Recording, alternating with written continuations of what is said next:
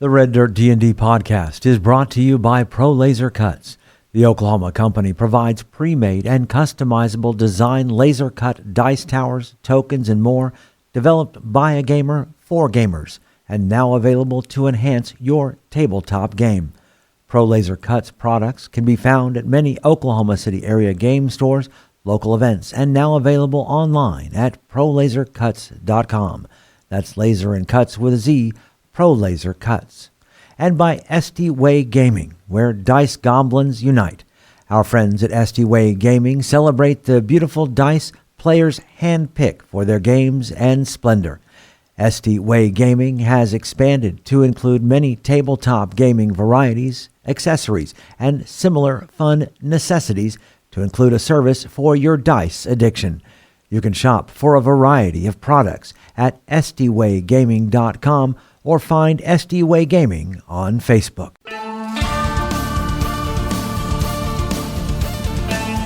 Welcome to Red Dirt D&D. I'm Michael Cross, and I play Gaz, an orc barbarian in search of adventure. I'm Konnor Shenold. I play Konnor with a K, a Kobold Sorcerer who is a continuous thorn in the Empire's side. I'm Johnny Payne, and I play the half-elf roguish warlock Zonimus Dinar, who's going to take back everything he's ever lost. I'm Kiri Hester, and I play Poppy Tealeaf, a halfling druid who is determined to protect the frontier from the might of the Empire. I'm Brooke Bullock, and I play Mockerin Stoneshaper, a young dwarf sorcerer finding his true family as revealed by the secrets of the frontier. And I'm Ash King, your dungeon master. Join us now for Tales from the Callbend Frontier.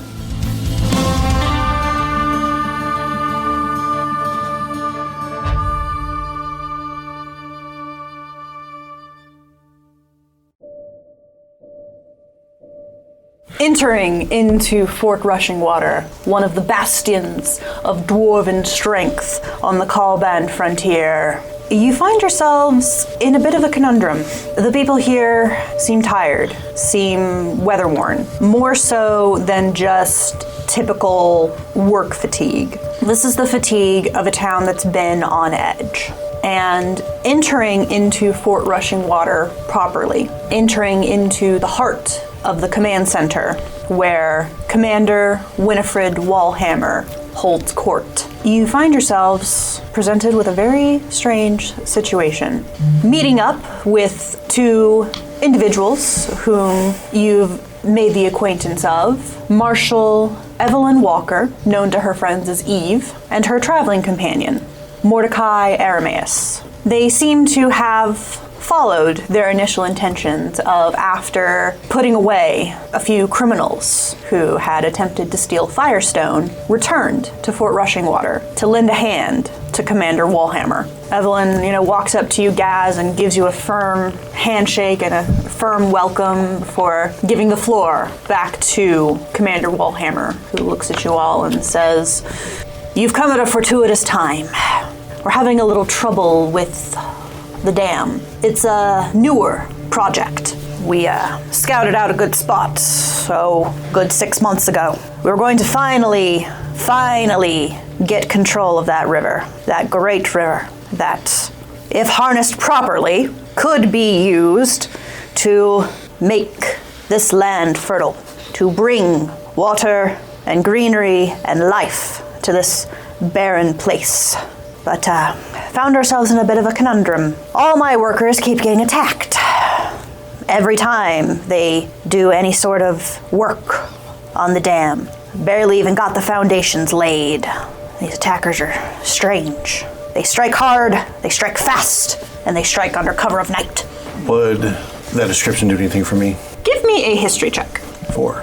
Not really ringing any bells. Not yet. Not specific enough. It sounds like you could use some help dealing with these intelligent, I'm guessing, creatures that are attacking your workers. I would assume so. They strike hard, they strike fast. I'll step up there with Gaz. I'll nod. Marshal Walker, Mordecai. Commander Wallhammer, I am Zonimus Dinar.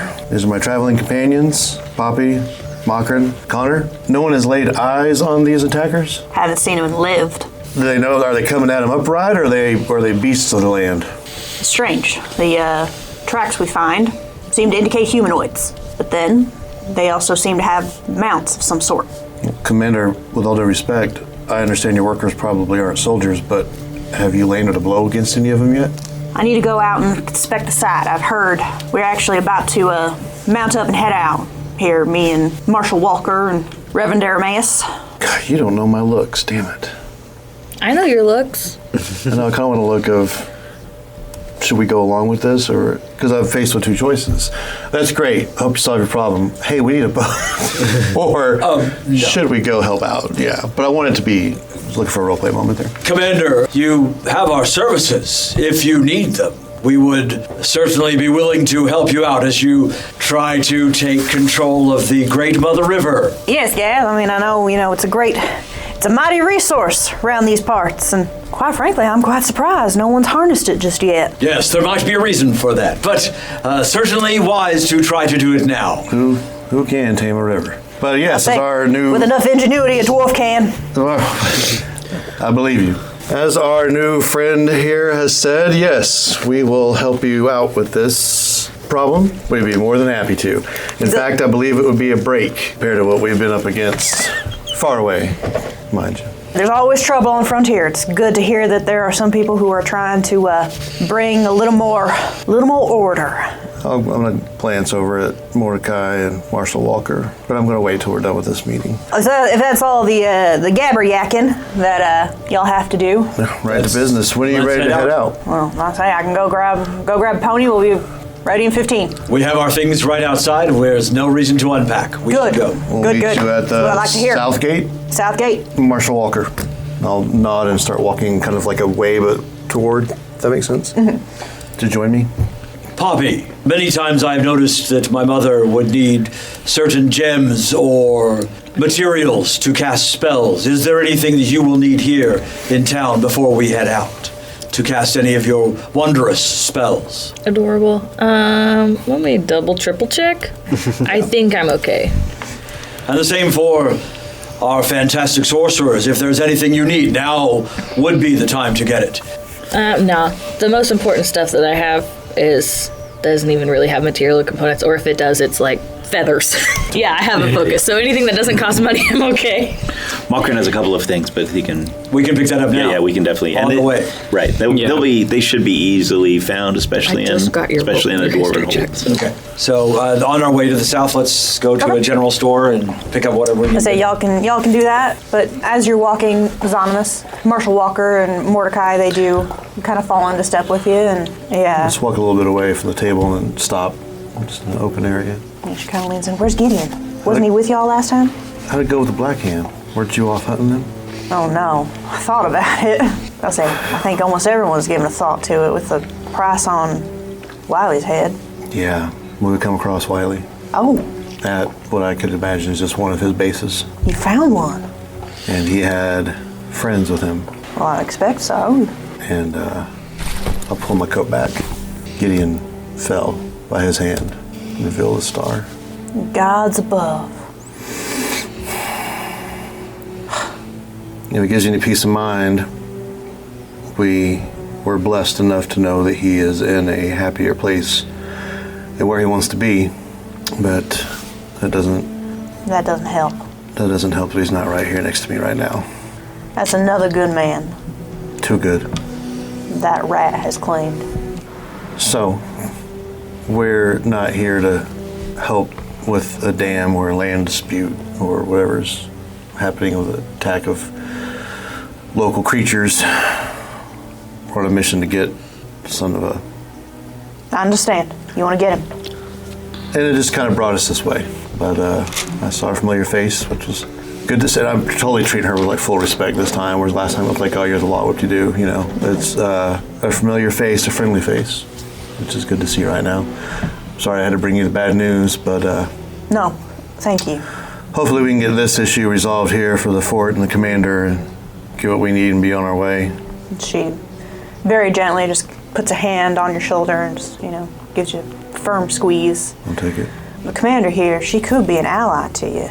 This fight, you scratch her back, dwarves are good for it.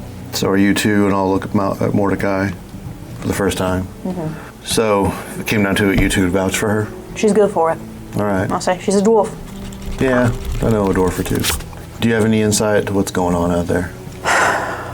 We didn't get here too long before y'all did. It's a bit of a journey from Junction City, but seems to be, from what I've heard, it started out, they were working on the dam, trying to get it built up, trying to get it going, and then all of a sudden, something struck. I'm willing to bet it was some sort of raiding party, some sort of fighting party. I mean, I've heard, wood elves, they don't fight like this. They'll come in and, make a big show, but... Yeah, they're more brash. You're going to know who they are when they come. You'll hear them coming. These ones, whoever they are, real quiet. They don't leave anything behind. None of their weapons. If any of their group have fallen, they've made sure to take them with them. From looking at maps and such, and playing this out, and talking with the Opics, are we aware the ghost elves are in this area or close by? Mm-hmm. Dark Canyon is right there. Like so much so that it would be like, this is probably them. Especially the description of they leave, you don't see their weapons, and I just remember, you won't find my arrows. You won't find my arrows after I shoot you, even if I miss. Yeah, from talking with Iopics and what he's shown you, Dark Canyon, it's not too far from here. Is it on the other side of the river? Isn't it? The river cuts through the canyon. Okay. That's what makes canyons. I know. Right. But like their main encampment, is it on like where they Fort are? Rushing Water side or in that V? Or do we You're know? not sure. Yeah, Okay. yeah. We just know they're close. Okay. All that you've kind of been told is that you can find ghost elves in Dark Canyon. Gotcha. Marshall, have you seen much or heard traveling here ghost elf activity? She looks over to Mordecai because, from what you remember, Mordecai's more the one who. She's all action. He's lore. He's the Lore, brains. yeah. He's the brains. He kind of looks at you and thinks for a moment. I mean, they're a legend. People speak of them. I mean, that's why they're ghost elves. People tell ghost stories of them. No one's seen one and lived to tell the tale. Well, that might change today. Oh. I know one. Oh. Quite well. And I know that when he strikes, you won't know it. I know that when he leaves, you'll never know he was there. I mean, it does make sense. I mean, this could come down to, I was just guessing earlier when I said land dispute, but this could be a land dispute. It could be them protecting the land and the river, pulling the water away from one source to give it to your own source. This could be much bigger than just random attacks, random acts of aggression. And Mordecai looks over to Eve. I told you. But did you tell her? And I'll motion to the back of Commander walking away. Or is she the kind of person you can't tell? The commander... Can't be told. The commander won't take light any criticisms or cautions. She's a dwarf, unfortunately. I fear that she will continue to throw herself at the problem until either she wins and the problem goes away, or the problem completely overtakes her and this fort. So her only resolution is through action, not through words. I'll raise my eyebrows to Mordecai. I would say that your assessment is spot on. Let's hope not everything I've said is spot on. And this is just some nest of vapor leaks getting edgy. All right. Y'all coming with us? Yeah, I want to see what they're working on for myself. Hey, y'all know this Gaz fellow? Oh yeah, I was about to say, Gaz, get over here. It's been a hot minute. Young Zonimus has taken all your time, and I will have to say, Mordecai, are you still following Eve around like some sick puppy? It's been beautiful. Mordecai was just telling me about all the times he's beat you in arm wrestling. I'll let y'all catch up, and I'll slap them both in the back and catch up to... Mordecai goes forward like 2 inches. You said you had gone to Junction City. Yeah, Gaz, about to say, we just turned in another one. And did you go through the last stop? We did. Saw your mom. Yes. How are my moms doing? Oh, they're good. Same as always. Good. I was heading in that direction myself. Yeah, but say they asked after you. They're, something about ungrateful son, something. And I try to keep in contact, but, being out here and being in the wilds and... One thing, retcon, by the way, as we've pulled in, I have actually put on a shirt. Wow. I put on a shirt and pants. Let's say he cleans up nice, don't he, Mordecai? I am ready to get out of this. But let me ask you mentioned you were talking about the ghost elves, but you never run into any yourselves out here. Mordecai just shakes his head. Nope. Well, certainly sounds like an interesting task, and we should meet you at the South Gate. We're going to go get some goods before we get down there. Sounds fair. I know you've been tramping around the frontier fighting things willy-nilly and, doing your whole thing. It has been busy. There's a nice little general store here in town. Y'all go stock up. We'll waylay the commander for you as much as we can. We will be there very shortly. And I'm going to pull Zonimus and everyone aside and say, you should know, I, myself, have traveled with ghost elves. Oh, interesting. So you'd say you're in a bill of the ghost elves? I am. They tend to be hidden when we are around others, because that is the way. So mostly, I was seen with a companion or two, but not the actual ghost elves themselves. We adventured together we called ourselves the Frontier Guardians. I myself traveled with a ghost elf. Well, I didn't travel with him, but I have a ghost elf experience. They headed home only about 2 months ago. And you know where that home was, right? I do. So you know what's happening here, right? No, because I wasn't around when that was happening. I just know that they left. But I can tell you one thing. If there are dwarves trying to control the Great Mother River, these dwarves have more enemies than just the ghost elves, including people like my mother, who would be offended by trying to control the Great Mother River. Yeah, I understand. And if the one ghost elf I've traveled with and the one that you've traveled with, I could imagine what a group of them could bring. Exactly. The kind of trouble a group of them could bring with them. Correct. And so we can head down with them. I think that is the best place. Keep your enemies close, as it were. Just out of curiosity, because you seem to know, weirdly, a lot of people that we know. It's a small frontier. Sure. What was the name of your ghost elf friend? I had two.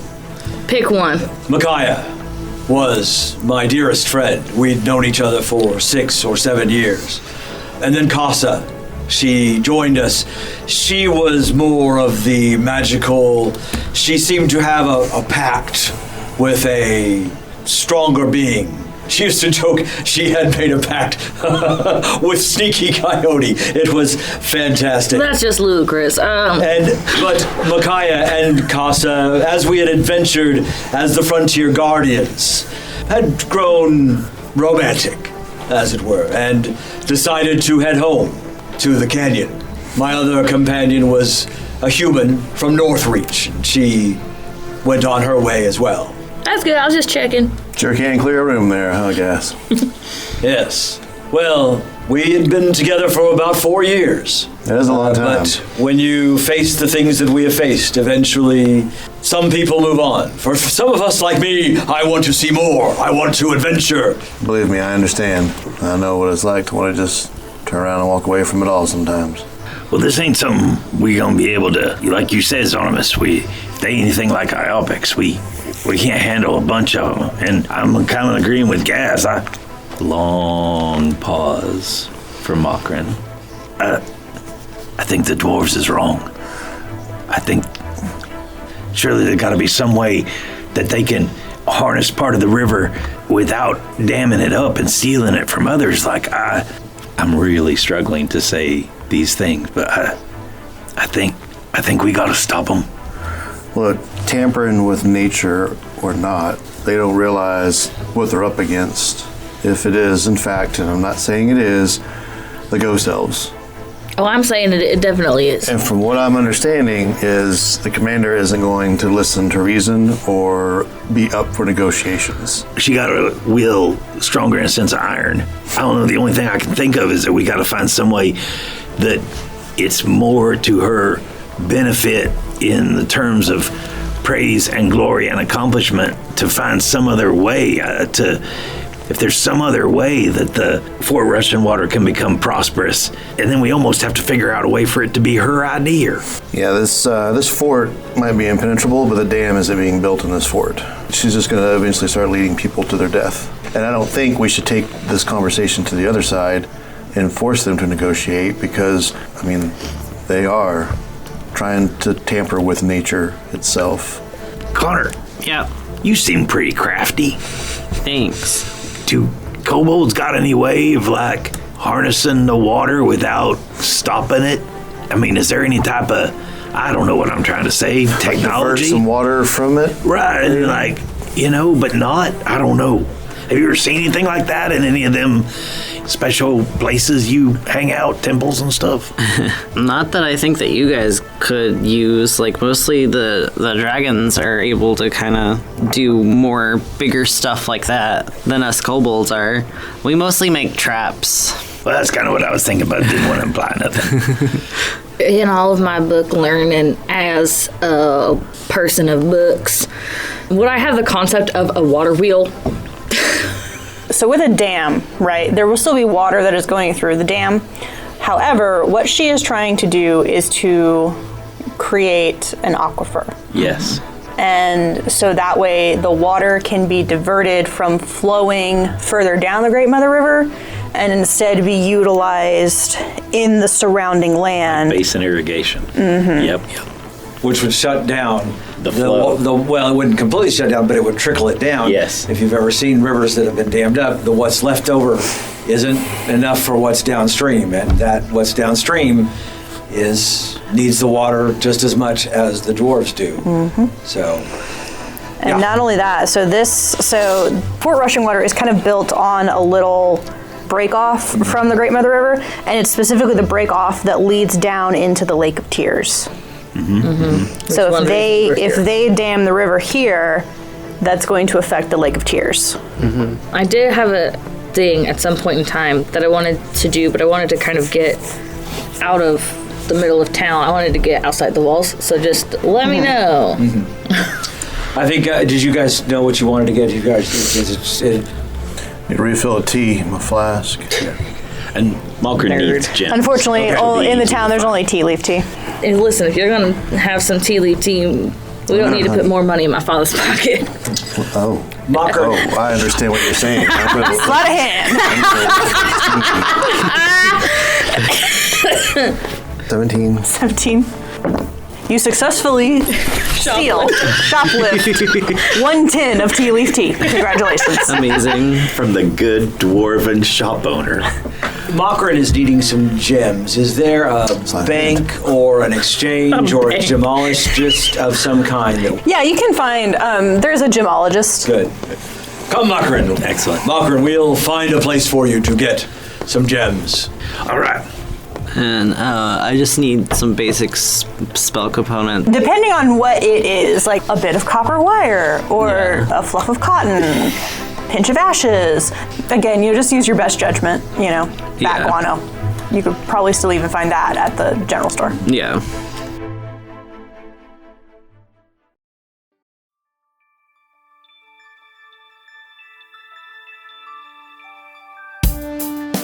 Greetings and salutations, my friends. I'm Michael Cross. So great to have a moment to talk with you during this mid-show break.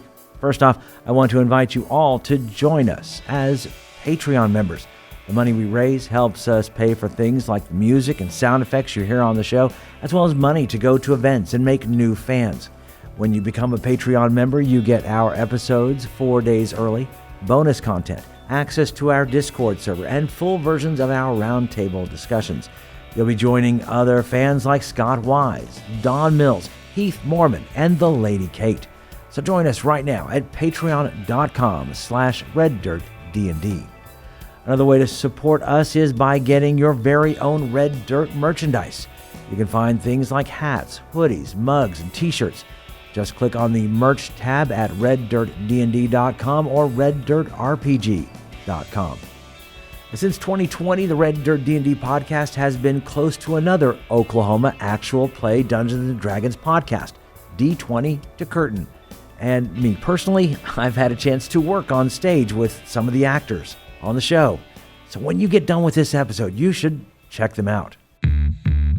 Hello, fellow D&Ders. My name is Jerome. I'm Jennifer. I'm Jody. And together with our friends Kara, Timothy, and Jared, we are the cast of the D20 to Curtain podcast, where Oklahoma theater geeks and their friends hit record and explore our new addiction to Dungeons & Dragons. We think D&D is more than just a game. It helps us tap into the enduring power of storytelling. We combine live gameplay with behind-the-curtain episodes to share our experiences, insights, habits, discoveries, and passion for D&D with anyone who will listen. We hope D20 to Curtain will make you laugh, cry, maybe even make your experience at your table even more satisfying. Check us out anywhere you listen to podcasts or visit us at d20tocurtain.com or at D20 to Curtain on Facebook, Twitter, and Instagram. We look forward to having you. All we ask is that you have fun, be kind, and play the role. If you're looking for more content, make sure to check out our YouTube page with Mysteries of Beatrix live every Wednesday. Keys from the Golden Vault from the Red Dirt Outlaws dropping every Tuesday at noon, and Plausible Deniability every other Thursday at 7 p.m.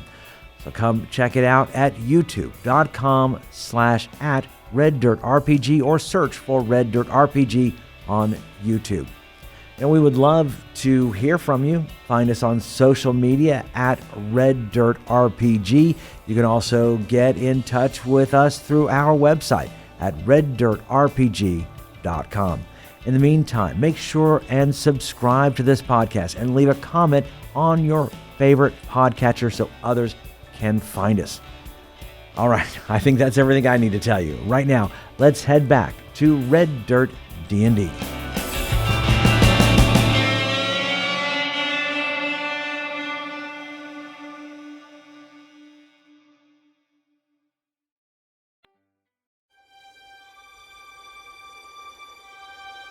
Meeting at Southgate. The commander is there. Mordecai and Eve are there with their mounts. So you all get up and head on out. And it's not far to the work site, because again, they built Fort Rushing Water pretty close to the river. So it's not that hard for them to basically begin work on this dam and start, trying to get ready for an aquifer, to get all the irrigation going, because that's the end goal here, is to create a resource that can then be further leased and exploited. And what was once the free-flowing Great Mother River would be bound to the will of the Dwarves, and specifically to the will of the Dwarves of Fort Rushing Water. Commander Wallhammer leads you to this work site, and she's kind of pointing out and says, yeah, so this is where we would have gotten things started, but it's been ripped up and torn up so many times now that it's almost not worth continuing, but with the princess as my witness, it will happen. So what is your plan whilst we're here now? Well, I need to go check in with my boys down here. And they've kind of set up basically like a guard shack type place. And you do see a dwarven guard who looks up and, gives a salute as the commander comes close. And she says, well now, heard y'all had some news for me. Hey, Commander, we got one.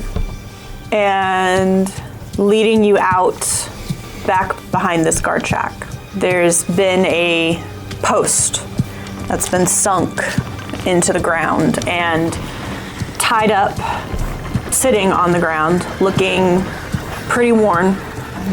You see, cuts, bruises, scrapes. It was obviously a fight to get him here and a fight to capture. It's an elf. The skin is a very dark indigo color, but his body has been covered in white clay. And you see from the fights, from the scrapes, from this tussle, and then from just his own rivules of sweat, where there are streaks where some of it has kind of come away, but it does look like, he had kind of covered himself at one point in this white clay substance. But he's sitting there, head held low. The commander hops down, gives this dwarven guard a pat on the shoulder. Good work. This is one of these rapscallions what been causing trouble? Yeah, found him scouting.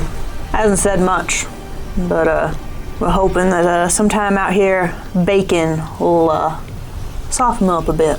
How many years did he take down in the process of capturing him? We wounded a couple of our boys. I've already given him a few licks for it. At that, I will glance to Gaz. Just yeah, we know how they can fight kind of thing. All right. Commander, were you planning to ambush tonight? More of these attacked? Is this the plan? Well, Gaz, plan at this point, now that we've got one, I think it might be a good idea to see what information we can get from him. I mean, they've brought the fight to us for quite some time. It might be about time to give a little in kind. It is possible, but don't you also worry that maybe injuring this person might put you in a dark light to these creatures? With as much mayhem and chaos as they have caused to us, I don't think we were quite in a well-lit tunnel to begin with there, Gaz. Well then, certainly I wish you well in your endeavor. Hey Gaz, what do you say, if it's all right with the commander, you and I tag team this interrogation? I have a little bit of experience dealing with, I'm going to say that one or two words I learned from myopics. These sneaky lowlife of Bill's, which is friend, and kick his foot in my time. And I have been known to be a bit intimidating, if I need to be.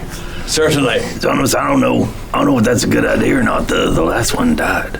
But the last time that you did that thing, that they did make it. Commander? By all means, if you've experience with these. Before you go, I'm going to catch your hand, and I'm going to give you a look. You know my looks, and it's just wide, wet eyes in this, like if you see a person kick a dog and how you're angry at that person, but you're also sad for the dog. Kind of a, we have to find a way to save him. Please save him. Please let this be a trick that you are pulling. Kind of a look. And then also like maybe a wink or something to let you know that I also am prepared to help. And then I will let you go on. I'm going to trust you that you are coming up with some kind of sneaky plan. All right. Commander Wallhammer. I'm not a very great technician or not, but back at the Dwarven Holt, I did, some delving. Are you sure that, keeping this guy isn't going to tap us into lava flow, I mean, it's like we got the one, but then all of a sudden, there going to be hundreds of them pour out? Makron. Yes'm?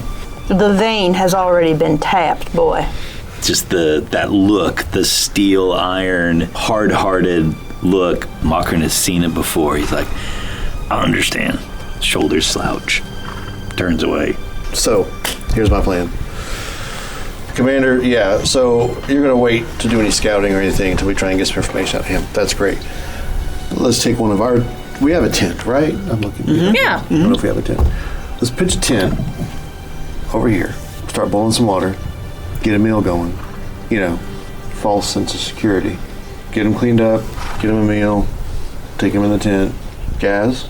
If you agree? If she'll be willing to let us do that. Well, as part of our interrogation, she has agreed to let us interrogate him. So step one is false sense of security. Let's get him cleaned up, get him fed, get him into the tent. Is that okay? Does the commander seem She kind of leans back. Seems a bit strange, but if that's your method. Well, we can also make sure that he is bound, and so I go to my horse and I pull out my bags and I pull out a pair of manacles. I have a rope. Why do you need rope? What manacles work just as well? No, I'm saying, and I also have a rope. Very good, very good. And I put his hands behind his back and we lead him into the tent. Are we alone with him? Just the three of us. Can the two of you, Konnor and Makron, keep guard outside? Yeah. And Poppy, Zonomus, and I into the tent. And I will look to you, since you know how to speak Elvish, maybe to talk with this person in their language, and because if you can do that, or even if it's you might not understand each other completely because dialect and stuff, you can talk. You get close without it, even if they're outside ears. Mm-hmm. I'm going to say in common, did you understand me earlier? This captive looks up to you with mistrust, but there's that glint of curiosity. Kind of the whole, how do you know that word? In Elvish, I will say, do you understand me now? I will not waste water for you. I cannot help you if you don't talk to me. In Elvish. It is better to dry out than to allow. I would like to take my water bottle off my belt and look at Zonimus to be like, can I give him some water? Would he be insulted? I will ask for it from you. Because he and I are like boom boom. Right. I'm trying to kind of, okay, it'll be fine. It'll work out. Okay. I'll hand it to you. I don't waste water. Is he still bound? He's manacled. You have manacled let's start off on the right foot. I will take it from you. I will take a step back and I will say the manacles. Yes. And I will undo the manacles and say, we are not enemies. We are trying to pretend that we are, because they are many, we are few. They are conquerors. They are invaders. I understand that, but right now, we are in their camp. I will hand him the water and say, they know not what they do, and extend the canteen to her, them, they. He will take it very quickly from you, look it over for just a moment, noting it's Orcish construction, Yazgash made it. Is this your... It's my... Yeah. Yazgash gave it to you. My water bottle. You recognize this. Aww. This is your mom's water skin. Poppy, she gave you her flask. Of course she did. We had a moment in the desert. I was a mouse, then I wasn't a mouse. It was a good time. All she gave me was a stick. Well, she gave you your rugged good looks. Yes, she did. As you two are talking, he's over there like chugging. Well, in Elvish, I'm going to tell him, because he didn't really seem to act like he understood the common, right? Yeah, but say it didn't seem like he spoke very much common. What they're discussing right now is this water skin was given to that one as a gift by that one's mother. But these two just met yesterday, a week ago, a few days ago. Kind of pulls the water skin away and we're not your enemy, and we know what we do. You are shadows? I almost want to just poof. You are shadows that slip among them. We're spies. Yes, and I know others like you. I have made friends, and I emphasize the word friend with one of you, a great elder of your people, the bow out of thin air. I'll let him touch it. Yeah, he reaches out and kind of runs his hands very reverently. Eopix. I'll take the bow back and vanish it. None have seen Eopix in generations. Eopix. Well, he had a bigger task than all of us. Aye. So I'm explaining to him Eopix and our journey with him to build, to show him that we're friends. Right. I just conveying that. Yes. Eopix helped me so very long ago, and we have helped him as well. My friend here has also traveled with the ghosts, Makaya and Kasa, right? Very dear friends of mine. We are in a situation here. We are between a rock and a hard place. I'm not going to assume to be as wise to understand. So I ask, why are your people attacking the workers? They attack the mother. That's what we thought. They seek to control, seek to tame, seek to cut off our source of life. From their point of view, they seek to make water move to this area so they can grow farms. Probably wasn't the best thing to say because I really made it very, very less important. Zonimus, is he injured? Does he need my help? Sorry, yeah, are you hurt? Yeah, like you can see he's obviously got cuts But and I didn't scrapes want to and just bruises. touch him without his consent. Can my friend care to your wounds while we talk? Yeah, he'll give it a nod of. Why don't you step out of the tent for like 1 minute, like you're catching your breath? Maybe we should find out his name. I'm Zonimus. This is Poppy. Gaz. You already know the bow. Kotori. Zonimus. Yes. Why don't you see if Kotori can, I don't know, give out a blood-curdling scream. Can you scream the word never? And I walk out, and block the door. Like we're doing something. Okay. You're actually beating the crap out of him and not, this is a lovely conversation with a tea party. And I stop by, seeming to talk to Malkarin and Konnor as they continue. We're not going to Mr. Gaz, he said they weren't going to hurt him. What was that? Fear not, Malkarin. We are taking care of the situation. They've got it. Well, You see off in the distance, like Eve has like pulled out a cigarette. She's like offered one to, Mordecai and the commander. Just waiting. I give a glance toward Konnor. I'm sure he'll be fine. Yeah. He'll be all right. Yeah, it's Onimus.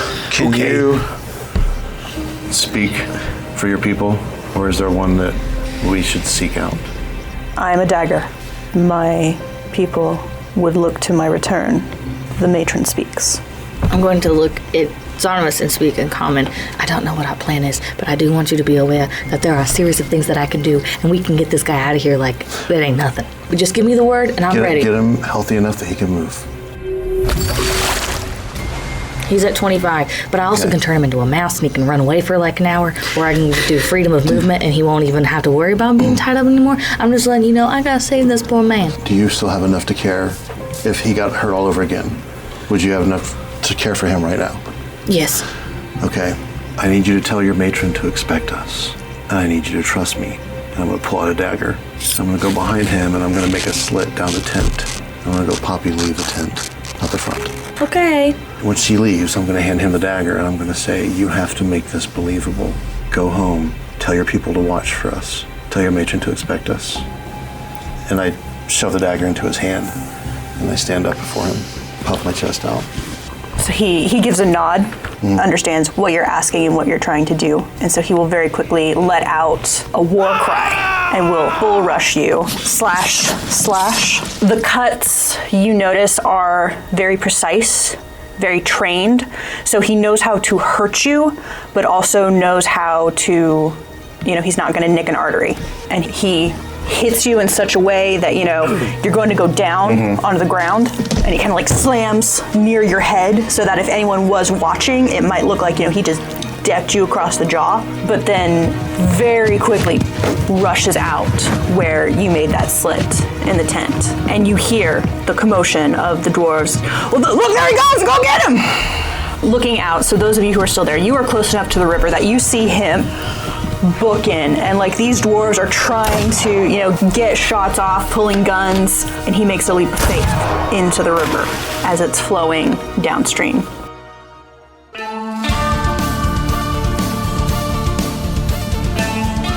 Red Dirt D&D, Tales from the Caliban Frontier is Ash King as our Dungeon Master, Brooke Bullock as Malkarin Stoneshaper, Johnny Payne as Zonimus Dinar, Kiri Hester as Poppy Tealeaf, Konnor Shenold as Konnor the Kobold, and I'm Michael Cross as Gaz.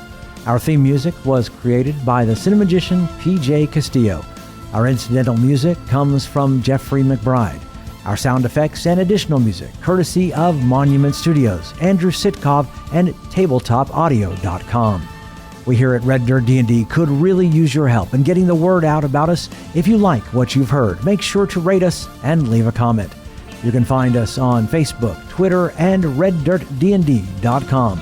Tell your friends about Red Dirt D&D and share us on social media. And we have new content on our Twitch channel at twitch.tv/RedDirtDND. And check us out on our YouTube page. Just search for Red Dirt D&D. You can also support the show at patreon.com/RedDirtDND. We have several giving levels, including early listening to shows and access to our Discord server. Join us next time as we go deeper into the Caliban Frontier.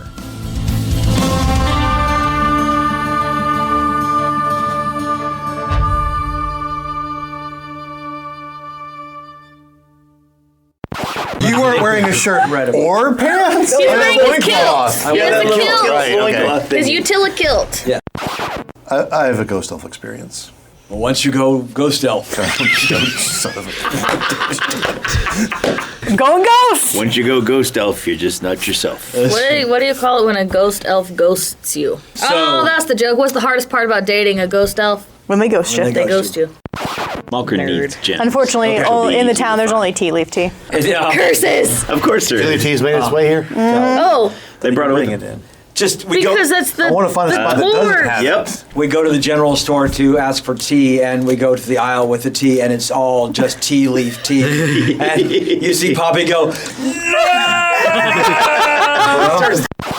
Or demolished just of some kind that I would We know. need to go to a K Jewelers. Was it our Discord that I saw a meme that said the only reason that the material component of diamonds in D&D is so expensive is because De Beers exists.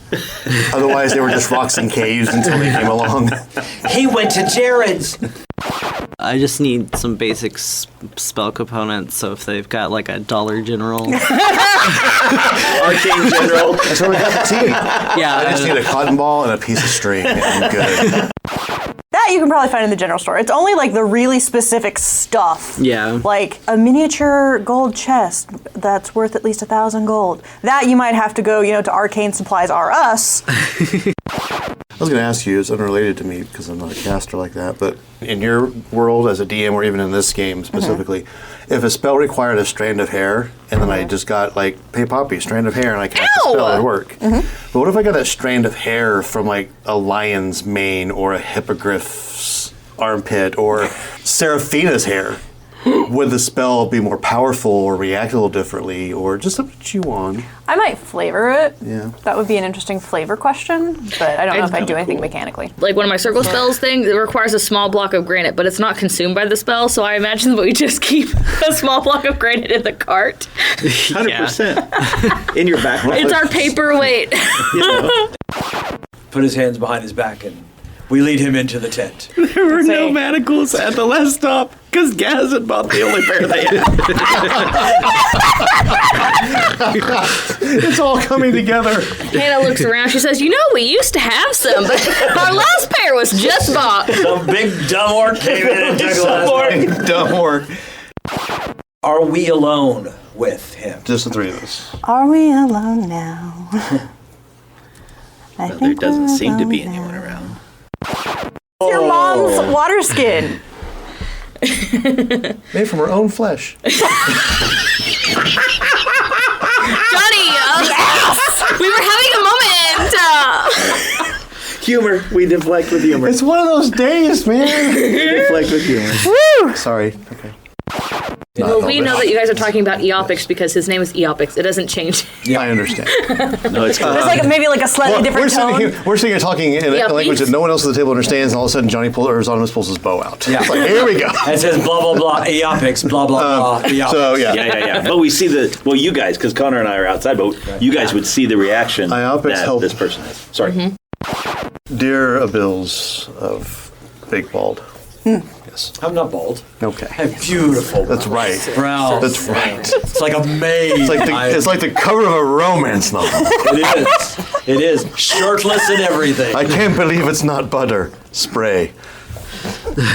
Fabio did those commercials. Okay, one of those days. So we went from being played by Owen Wilson to being played by Fabio? Yes. Hell yeah. You said Chris Hemsworth last time. Don't take me British because equivalent of Fabio. It's great. Oh my god. We're not going to Mr. Gaz, he said they weren't going to hurt him. What was that? I said in a whisper. Akron, I am gonna beat you. Oh my god, wait a minute. You're back from the dead. Makron's not a subtle creature.